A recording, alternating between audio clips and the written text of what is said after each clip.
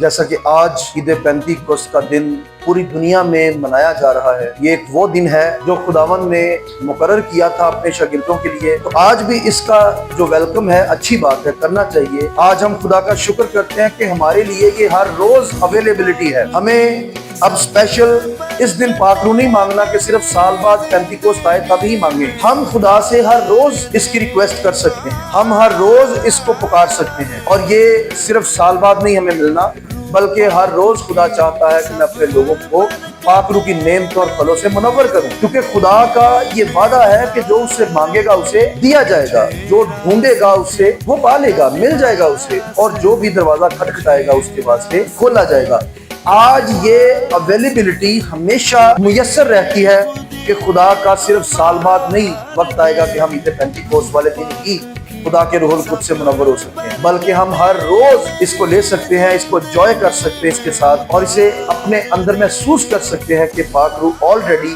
ہمارے اندر سکونت کرنا چاہتا ہے۔ آمین۔